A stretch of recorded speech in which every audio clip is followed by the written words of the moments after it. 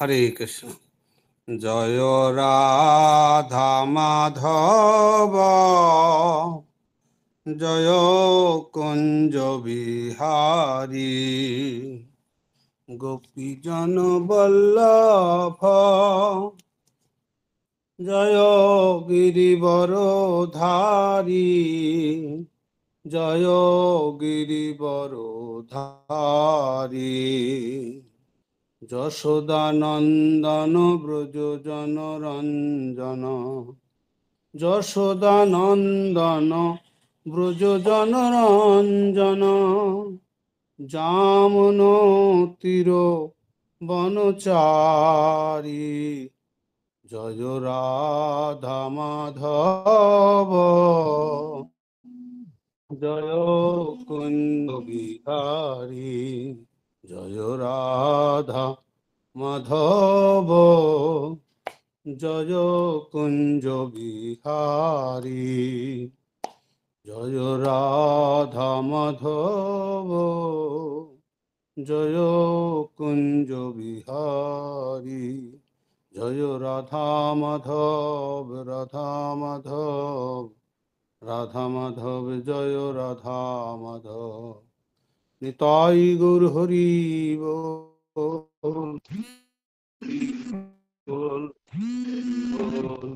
হরি বল। নিতাই গৌর হরি বল, হরি বল, হরি বল, হরি বল। দর্শদী ভক্তমণ্ডলী সবাইকে জানাই আমি দণ্ডবত প্রণতি নিবেদন। আজকে আমাদের 173 নম্বর শ্লোক থেকে শুরু, আমরা আবৃত্তি করব।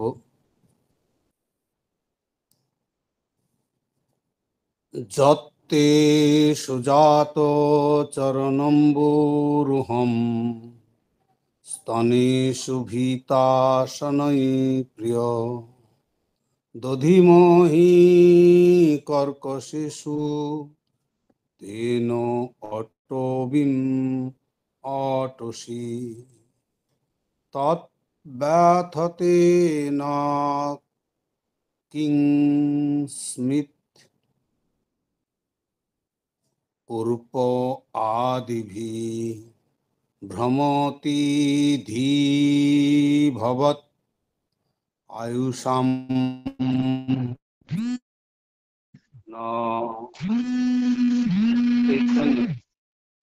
বলছে, হে প্রিয়, তোমার সুকমল চরণ কমল আহত হবে এই আশঙ্কায় তা আমরা আমাদের কর্কশ স্তনে অত্যন্ত সন্তর্পণে ধারণ করি। তুমি আমাদের জীবন স্বরূপ, তাই বনচারণের সময় পাথরকুচির আঘাতে তোমার সুকমল চরণ যুগল আহত হতে পারে, এই আশঙ্কায় আমাদের চিত্ত উৎকণ্ঠিত। তাহলে আমরা দেখা যাচ্ছে এই গোপীগণ এরা তাহলে কেমন কৃষ্ণের প্রতি প্রেম, কৃষ্ণের জন্য। তাই আমরা এখানে দেখছি যে তোমার সুকমল চরণ, ভগবানের কমল খুব সুকমল, মানে পদ্ম পুষ্পের চেয়েও কোমল। কমল যেমন দেখা যায় যে রোদ উঠলে মানে হয়ে যায়, শুকিয়ে যায়, মানে শুষ্ক হয়ে যায় এবং সেটা অন্যরকম রূপ নেয়। তো যদি জলে না থাকে, জলের বাইরে উঠলেই অন্যরকম। কিন্তু ভগবানের চরণ যদিও তুলনা দেওয়া যায় না, এই জড়জগতে অত সুন্দর কিছু নাই, কিন্তু জড়জগতে তুলনা করার জন্য পদ্ম ফুলের চেয়ে আর তো বেশি কিছু ভালো নাই। তো তাই চরণ পদ্ম পদ্ম ফুলের সাথে তুলনা করে, যদিও পদ্ম ফুল নষ্ট হয়ে যাওয়া জড়জগতে অত সৌন্দর্য নাই। ভগবানের চরণের সৌন্দর্যের তুলনা কোনো কিছুর সাথে দেওয়া এই জড়জগতে কোনো কিছুর সাথে দেওয়া সম্ভব নয়। কিন্তু তথাপি আর এর চেয়ে ভালো কিছু না থাকায় লেখক বা অন্যান্য আমাদের আচার্যবর্গ এটা উদাহরণ দিয়ে থাকে, চরণ কমল বলে থাকে। তো তাই তুমি আমাদের জীবন স্বরূপ। তাই বনচারণের সময় বলছে ভগবান এই উঁচু নিচু জমি, বৃন্দাবনের জমি এবং শক্ত মাটি পাথরে পরিপূর্ণ, তো সেই পাথরকুচির আঘাতে ভগবানের চরণে যদি কোনো রকম আঘাত লাগে, সেই জন্য তারা সদাই ভগবানের স্মরণ করে, হে ভগবান আমাদের স্তনে তোমার পদযুগল যেন পড়ে, এই শক্ত পাথরে তোমার পা আহত না হয়। এই জন্য তারা সর্বদা ভগবানের ধ্যান করে, তো চরণ কমলের ধ্যানে রত থাকে। তো এটা অনেকেই জড়জগতে সমালোচনা করে। ভক্তি তত্ত্ব ভিন্ন। ভগবান হলেন পুরুষ, আর অনন্ত কোটি ব্রহ্মাণ্ডে ভগবানই একমাত্র পুরুষ। কাজেই তাছাড়া মহাপুরুষ আছে, কিন্তু ভগবান হলেন প্রকৃত পুরুষ। তো তাই স্বাভাবিক অবস্থায় জীবাত্মা সব ভগবানের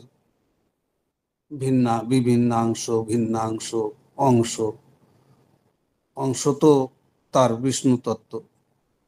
তো তাই এইভাবে তারা ভগবানের চরণের সর্বদাই ধ্যান মগ্ন থাকেন, ভগবানের চিন্তনে থাকেন।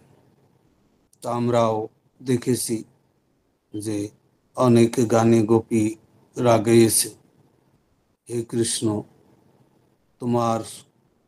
তুমি যখন যাও গোচারণে, আমরা চেয়ে থাকি তোমার পথ পানে। তো বিভিন্ন রকম কীর্তনাদিও আছে আমাদের, যে ভগবানকে একবার যিনি দর্শন করেছে উনি ভগবানকে আর ভুলতে পারে না। সদাই ভগবানের স্মরণ কীর্তন শ্রবণ তাদের প্রাণ কেন্দ্র হয়ে যায়। তার গোপীরা সব সময় ভগবানের সংস্পর্শ পাচ্ছে। মুনি ঋষি যোগী তপস্যা করে, কোটি কোটি বছর তপস্যা করে হয়তো এক ঝলক ভগবানকে দর্শন করতে পারে, অনুভূতি হতে পারে। কিন্তু গোপীদের ভাগ্য কত যে তারা সব সময় ভগবানকে দর্শন করতে পারে, কিন্তু তথাপি বিরহ যাতনা তাদের হৃদয়ে থাকে। দর্শনের পরেই তাদের মনে একটা সংশয় থাকে, কৃষ্ণকে দর্শন করলাম এখনই আবার হারিয়ে যাবে, আর পাবো না।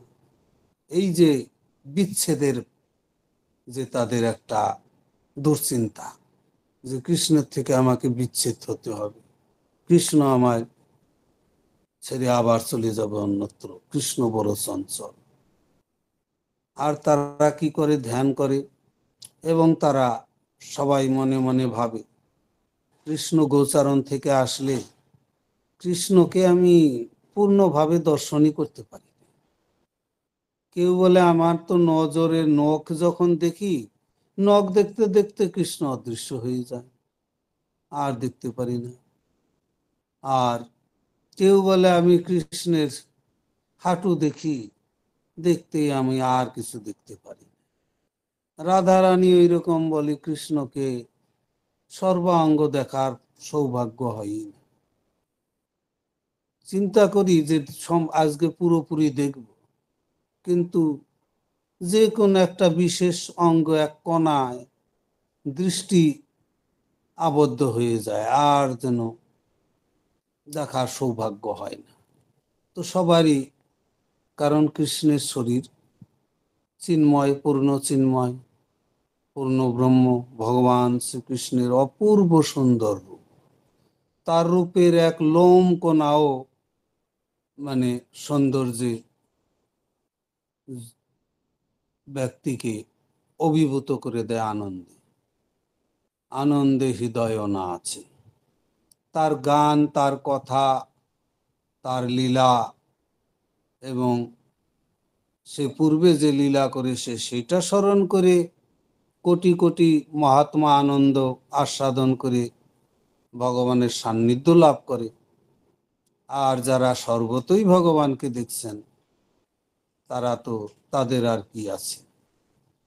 এইভাবে আমরা দেখতে পাই গোপীগণ খুব উৎফুল্ল, উৎকণ্ঠা থাকতো ভগবানের প্রতি। উৎকণ্ঠা হলো বিশেষ রূপে কণ্ঠা, উৎকণ্ঠা। তো এইভাবে উৎকণ্ঠায় ভরপুর থাকতো গোপীরা। তো দেখা যায় যে গোপীরা এইভাবে সর্বদাই উৎকণ্ঠায় পরিপূর্ণ থাকত। উৎকণ্ঠা কথার অর্থ হইল, উৎ হলো উপর, কণ্ঠা মানে কণ্ঠ, কণ্ঠের উপর। তাহলে কি সেটা কেমন জিনিস কণ্ঠের উপর? যে কৃষ্ণের যে চিন্তন, কৃষ্ণের স্মরণ, এর জন্য কৃষ্ণের কিছু, কৃষ্ণের যাতে সুখে থাকে, কৃষ্ণের যাতে কোনো রকম সমস্যা না হয়, এই সব উৎকণ্ঠা তাদের থাকত। তো এইভাবে আমরা দেখি কৃষ্ণের জন্য সদাই তৎপর থাকত গোপীগণ। তো তাই আমরা পরবর্তী শ্লোক আবৃত্তি করব।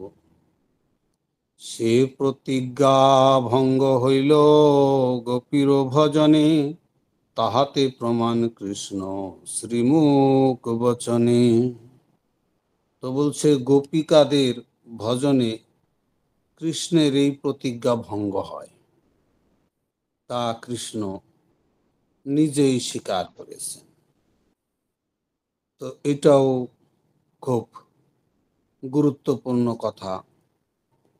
গোপিকারা কৃষ্ণের যে ভজন করে, সেই ভজনের আকর্ষণে কৃষ্ণ গোপিকাদের প্রতি যে আকর্ষণ, কৃষ্ণের যে উৎকণ্ঠা গোপিকাদের জন্য, আর গোপীদের উৎকণ্ঠা কৃষ্ণের জন্য, তো উভয়ের যে আকর্ষণ, এটা অদ্ভুত, উভয়কে অভিভূত করে।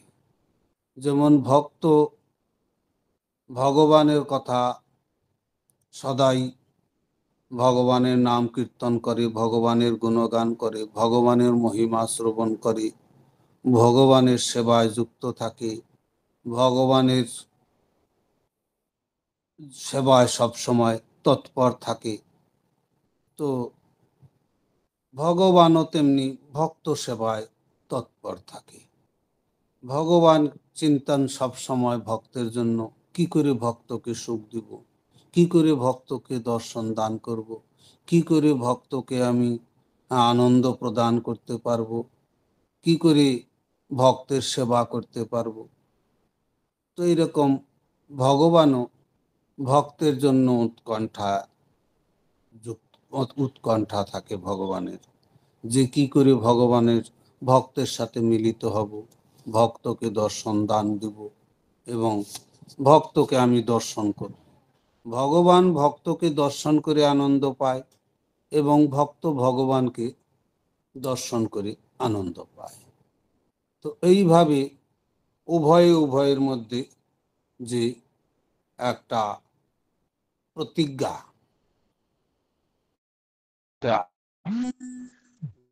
ঈদের ভগবানের এই উৎকণ্ঠা ভঙ্গ হয়ে যায়। তো অনেক সময় অনেক রকম ভজন, তো ভজনের প্রতি তখন এইভাবে বিঘ্ন হয়ে যায় উভয়ের। তার পরবর্তী শ্লোক আমরা আবৃত্তি করব। আজকে বড় রিং আসতেছে, 2-4-10টা রিং আসলো, মনটা এদিক সেদিক করে দিচ্ছে। 180 নাম্বার শ্লোক।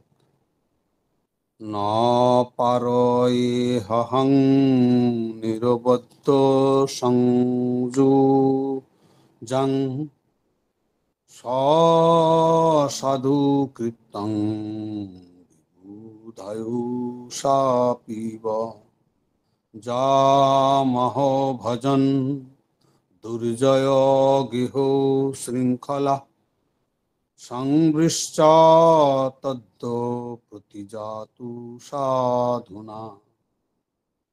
তো এখানে খুব সুন্দরভাবে কবিতা, ইনি খুব সুন্দর শ্লোকটা নিয়েছেন লেখক, যদিও ন পারয়, ন পারয় অহম নিরবদ্য সংযুজাম স সাধু কৃতম বিবুধ আয়ুষা অপিব যা মা অভজন দুর্জয় গেহ শৃঙ্খলা সংবৃশ্চ তৎ প্রতিজাতু সাধুনা। তো এটাও খুব সুন্দর বলছে, হে গোপীগণ, আমার প্রতি তোমাদের নির্মল সেবার ঋণ আমি ব্রহ্মার আয়ুষ্কালের মধ্যেও পরিশোধ করতে পারবো না। আমার সঙ্গে তোমাদের যে সম্পর্ক তা সম্পূর্ণভাবে নিষ্কলুষ। তোমরা দুচ্ছেদ্য সংসার বন্ধন ছিন্ন করে আমার আরাধনা করেছ, তাই তোমাদের মহিমান্বিত কার্যই তোমাদের প্রতিদান হোক। তাহলে এখানেও কৃষ্ণ গোপীদের কত বড় প্রশংসা করছেন। বলছেন গোপীরা যে ভগবানের সেবা করছে, সেই সেবা ব্রহ্মার আয়ু 2 পরার্ধ সাল। বলছে 2 পরার্ধ সালের মধ্যে আমি পরিশোধ করতে পারবো না। তাহলে ভগবান যিনি সবার সেবা করেন, জগতের অনন্ত কোটি ব্রহ্মাণ্ডের সেবা করেন, এবং ভগবান তার চিন্ময় জগৎ, যেমন বলে প্রধান পরম বম্নু অন্তরে বিরজা নদী তস্য পারে ত্রিপাদ ভূতং সনাতনং অমৃতং শাশ্বতং দিব্য আদি দেব মজম বিভুম।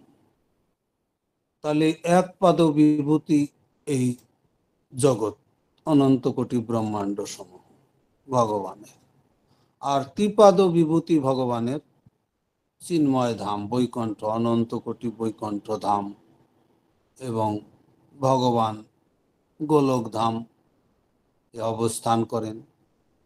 তো 2টা প্রকোষ্ঠ বৃন্দাবনে, মথুরা অর্থাৎ মথুরার 2 প্রকোষ্ঠ, একটা বৃন্দাবন, একটা শ্বেতদ্বীপ।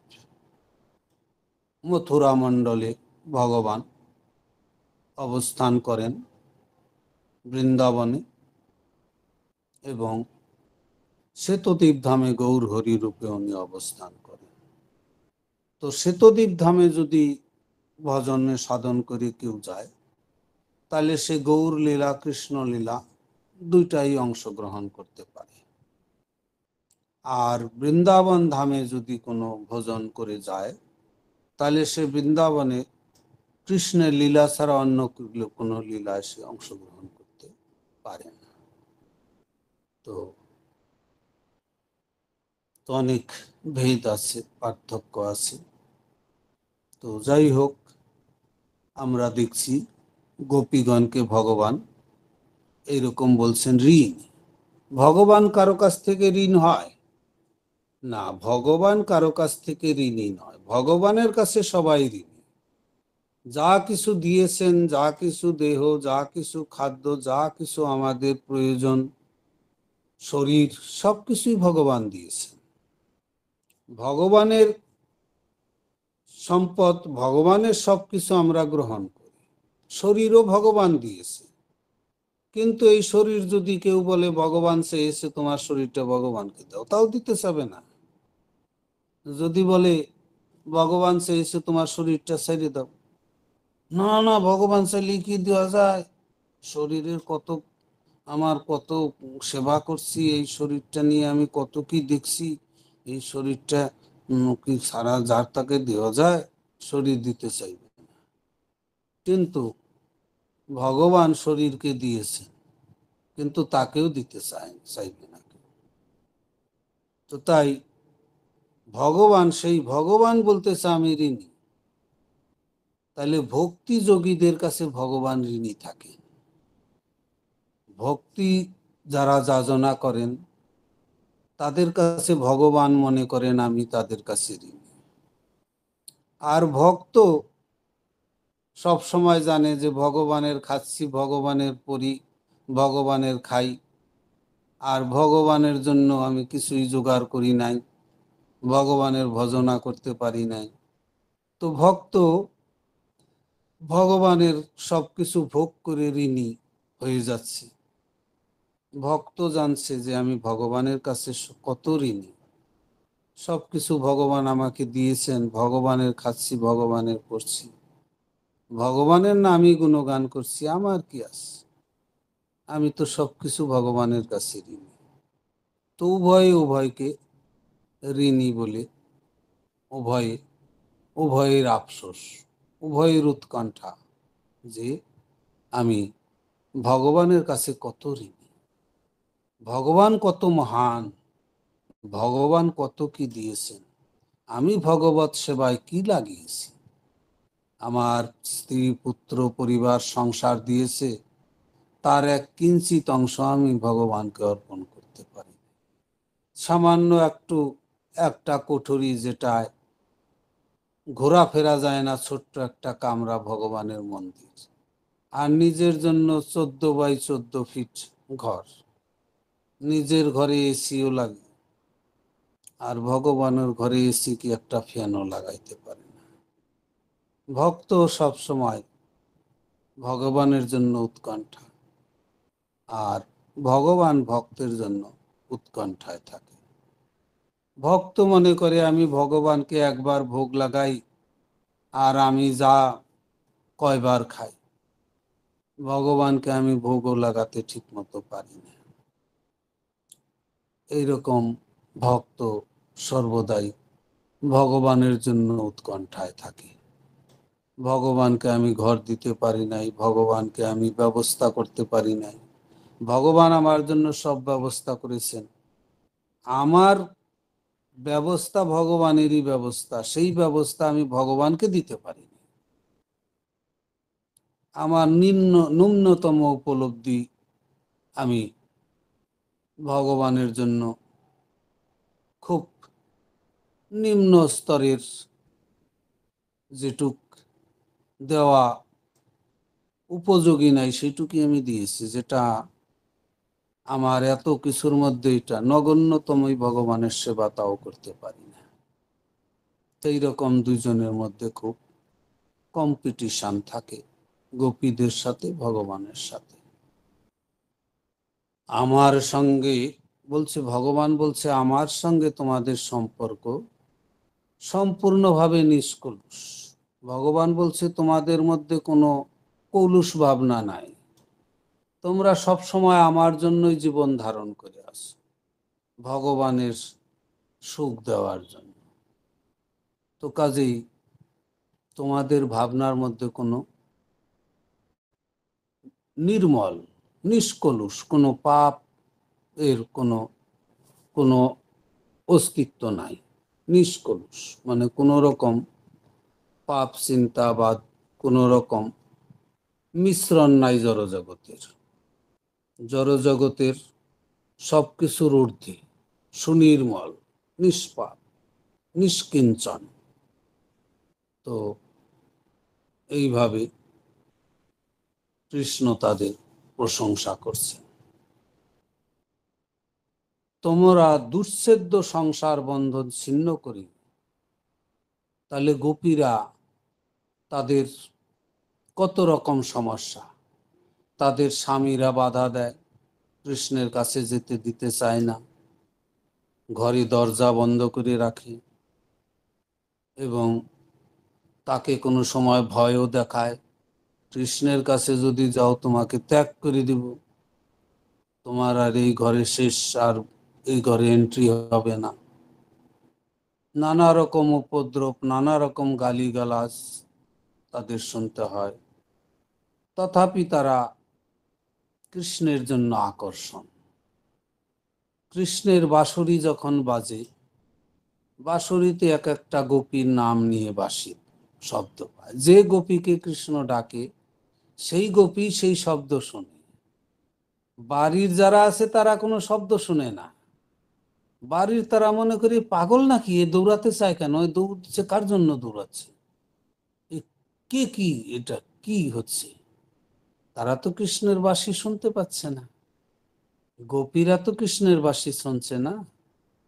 যেমন আমরা টেলিফোনে যদি আমি সুব্রত প্রভুকে রিং করি, তো সুব্রত প্রভুই শুনবে না, আর বাকি সবার 1000টা টেলিফোন এখানে থাকলে কি তারা আমার কথা শুনবে না? তেমনি ভগবান যে গোপীকে বাঁশরিতে ডাকেন, সেই গোপী উৎকণ্ঠার সাথে ছুটে যায় ভগবানের কাছে। আর সাধারণ লোক মনে করে এরা পাগল, এরা কেন দৌড়াচ্ছে অকারণে, কোথায় দৌড়িয়ে যাচ্ছে, এত ব্যস্ততা কিসের, কি হচ্ছে এদের, কোনো কারণ নাই, কিছু নাই, দৌড়াচ্ছে। তো অনেক রকম উৎকণ্ঠা, কেউ আটকানোর প্রয়াস করছে, থামানোর, কিন্তু সব বন্ধন ছিন্ন করে তারা কৃষ্ণের কাছে চলে যাচ্ছে। তো কৃষ্ণের টান, একদিকে সংসারের প্রতি টান, শ্বশুর শাশুড়ির টান এবং তাদের বাচ্চা শিশু আদির টান, সব টান উপেক্ষা করে ভগবানের টানের কাছে আর কিছু নাই। তারা সব কিছু ছেড়ে ভগবানের কাছে ছুটে যায়। তো এইভাবে তাই ভগবান বলছেন যে এই দুঃসদ্য সংসার বন্ধন, যে সংসার বন্ধন ছিন্ন করা যায় না, অনাদিকাল থেকে জীব এই সংসারে আবদ্ধ হয়ে আছে, এই মন বুদ্ধির উপর, এই দেহটার উপর ভিত্তি করে। সে যখন কোনো দেহ পায়, সেই দেহকেই সে নিজের মনে করে, সেই দেহটারই সে সেবা করে সব সময়, রাত দিন সেই দেহকে খাওয়ায়, নাহায়, স্নান করায়, যোগাল যত্ন করে এবং সেই দেহের সাথে সম্পর্কিত স্ত্রী পুত্র পরিবারের যত্ন করে, তাদের সুখে রাখতে চায়। আবার যখন কর্মফল তাকে দেহটা ছুটিয়ে দেয়, অন্য দেহ পায়, তখন সেই দেহের আমার মনে করে। পূর্ব যে এই দেহ, যে বর্তমান দেহটা যেটা পায়, সেটাকে সে আমার মনে করে, খাটে, তার সেবা করে। আর যে দেহ ছাড়লো, ওই দেহে কোনোদিন চেতনা সে তার থাকে না, সে সেই দেহের স্মরণও নাই, কি দেহ ছিল সেটাও জানে না, সেই দেহের সাথে আর কোনো তার সম্পর্ক থাকে না, স্মরণও থাকে না। বর্তমান দেহকেই সে আমার আমার করতে থাকে। এইভাবে কত দেহ, বর্তমান দেহ পায়, ভবিষ্যৎও জানে না, অতীতও জানে না। তো এইভাবে বর্তমানকেই জানে না। বর্তমান শরীরেও সে থাকে, 60-70 বছর তো থাকে সেই শরীর নিয়ে, কিন্তু সেই শরীরের খবরও সে জানে না। কবে শরীরটা ছাইড়ে যাবে তাকে সেটাও জানে না, এবং এই শরীরটায় সে পরবর্তী কি শরীর পাবে সেটাও জানে না, এবং সে শরীরেই যে কি হচ্ছে সেটাও জানে না। কি রোগ তাকে ধরেছে এবং তার কি সমস্যা সে নিজে জানে না। সে ডাক্তারের কাছে যেয়ে বলে, ডাক্তার বাবু দেখেন তো আমার শরীরে কি হয়েছে। 60 বছর থেকে শরীরের মধ্যে বাস করছে, সেই শরীরের সমস্যা সম্বন্ধে তার কিছুই জানা নেই। সে ডাক্তারের কাছে যেয়ে বলে, আমাকে দেখেন আমার কি সমস্যা। সমস্যা ডাক্তার বলবে, উনি জানেন না। এইরকম পরিস্থিতি সাধারণত জগৎ জীবের। তো তাই ভগবান এখানে বলছে যে এই সংসার বন্ধন ছিন্ন করতে পারে না। কোটি কোটি দেহ পায়, কোটি কোটি দেহকেই সে নিজের মনে করে, যেটা যখন পায় বর্তমান দেহটাকেই সে নিজের মনে করে। আর ন পূর্বম না অপরম, পূর্বে কোন দেহে ছিল সেটাও তার স্মরণ থাকে না, এবং পরে কোন দেহ পাবে তারও কোনো স্মরণ, তার কোনো উপলব্ধি থাকে না। এইভাবে সে এক দেহ পায় আর এক দেহ ছাড়ে, আর যেটা পায় সেটাই আমার, আমার এইটাই আমি, আর সেই দেহের সেবা সে উৎকণ্ঠার সাথে করে। অন্য দেহকে কেটে খাইয়েও সে নিজের দেহের সেবা করে। তো এইরকম দুরবস্থা, সংসারের বন্ধন ছিন্ন হয় না। অনাদিকাল, অনন্ত কোটি কোটি সাল ব্রহ্মার আয়ুকালেও তো দেহ ছিন্ন হয় না। দেহ পেতেই থাকে আর ভোগ করতেই থাকে, সংসারে দৌড়াতেই থাকে বিভিন্ন দেহ নিয়ে। যেমন এই পৃথিবীতে দৌড়াতে হলে মারুতি কার, ট্রেন, হাওয়াই জাহাজে দৌড়ায়। তো এই জগতে ভোগ করতে হলে বিভিন্ন দেহ নিয়ে দৌড়াতে হয়। দেহ ছাড়া ভোগ করবে কি করে? ইট পাথর তো ভোগ করতে পারবে না। তো তাই বিভিন্ন দেহ পায় আর ভোগ করে। ওই দেহে পেয়ে যেটা ভোগ করলো তার তৃপ্তি হলো না, সে আরো ভোগ করবে। সে ভোগের লালসায় আবার আর এক দেহ নিতে হয়। সেইভাবে একের পর আসক্তিতে তাকে তাকে এইভাবে পরিভ্রমণ করতেই থাকে। তাই ভগবান এখানে বলছে, তোমরা আমার সাথে সম্পর্ক থাকার জন্য, ভগবানের সাথে অঙ্গাঙ্গি জড়িত থাকার জন্য তোমরা যে এই সংসার বন্ধন ছিন্ন করতে পারছো, তাছাড়া কোনোভাবেই এই সংসার বন্ধন ছিন্ন করার মতো কারো নিজ বল চেষ্টার দ্বারা ক্ষমতা নাই কারো। একমাত্র ভগবানই মুকুন্দ, ওনার সংস্পর্শে আসলেই সংসার বন্ধ ছিন্ন হয়ে যায়। তাছাড়া নিজে যত কিছুই দৌড়াদৌড়ি করুক, ঘোরাঘুরি করুক, ওইখানেই থাকবে। যেমন দেখা যায় একজন মানুষ, সে তাকে যদি হাত ধরে বা পা ধরে ঘুরানো যায়, এরকম অনেক সময় ঘুরানোর পর তাকে যদি ছাড়া হয়, সে দেখবে বিল্ডিং আদি, রাস্তাঘাট, বাড়ি ঘর, জাগা জমি সারা কিছু ঘুরছে, বন বন করে ঘুরছে, ট্রাক, গাড়ি, ট্রেন সবই ঘুরছে। খালি উনি নিজে ঘুরছে না, উনি নিজে স্থির, বাকি সবাই অস্থির, বাকি সবাই ঘুরতেছে, সব কিছু ঘূর্ণন দেখতে পাবে সে। তো তেমনি আমরা এই দেহ ভোগ করার ফলে, ভ্রমণ করার ফলে, ঘুরতে ঘুরতে আমরা এই সংসারের আবর্তনেই ঘুরি। বাইরের আবর্তন আমাদের কোনোভাবেই ছিন্ন হয় না। তো তাই আমরা এইভাবে ঘুরতেই থাকি, ঘুরতে ঘুরতে আমাদের স্বভাব হয়ে গেছে ঘোরার। কিন্তু আমি নিজে ঘুরছি এটা জানি না। আমি মনে করি এই দেহটা আমার স্থির, আমি এই দেহে পার্মানেন্ট থাকবো, বাকি সবাই মরবে, বাকি সবাই মরবে, কিন্তু আমি মরব না। আমি এই দেহের মধ্যে, এই দেহ নিয়ে আমি থাকবো। তো এইরকম মনোবৃত্তি নিয়ে সে বৃদ্ধ হয়ে যায় তাও চিন্তা করে না, হরে কৃষ্ণ করে না। যদি অনেক বৃদ্ধ হয়ে গেছে, কেউ ইস্কনের লোক যায় যদি বলল, প্রভু আপনি একটু হরে কৃষ্ণ করুন, আরে সময় হোক, ভগবান যদি বলে তখনই তো নেওয়া যাবে। তাহলে ওনার ভগবানের নাম নেওয়ার জন্য ভগবানের বলা লাগবে। তাকে যদি জিজ্ঞাসা করে যে এই যে আপনি ফল ফ্রুট চাল ডাল বাড়ি ঘর যে বাস করছেন, ভগবানের কাছে পারমিশন নিছেন? হাওয়া বাতাস এই আলো এগুলো তো আপনি কিছুই তৈরি করেন নাই। এমনকি বাড়ি ঘরের যে মাটি, এক কোদাল মাটিও নিয়ে আসেন না আপনি। তাহলে এগুলো কারো ভগবানের জিনিস তো। তাহলে ভগবানের জিনিস সব যে ভোগ করছেন, এগুলার পারমিশন নিছেন? তাইলে সে আর কিছু বলে না। কিন্তু উনি মালা করবে, তার জন্য ভগবান এসে বলতে হবে তুমি মালা করো, তাহলে করো। আর নাহলে বাকি খাওয়া দাওয়া নাতিপুতি সবকিছু নিয়ে সারাদিন পড়ে থাকবে, তাতে পারমিশন লাগবে না ভগবান।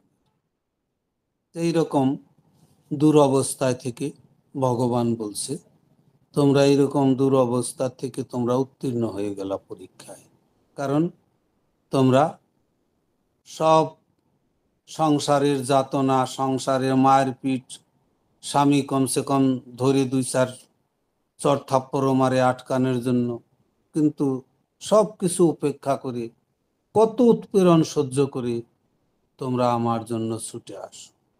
তাই আমি তোমাদের জন্য আমার উৎকণ্ঠা। তাই তোমাদের এই সংসার বন্ধন ছিন্ন করার জন্যই আমি আমার সাথে যুক্ত রাখি। আর সংসারের সাথে যুক্ত থাকলে তুমি সংসারেই যুক্ত থাকবে।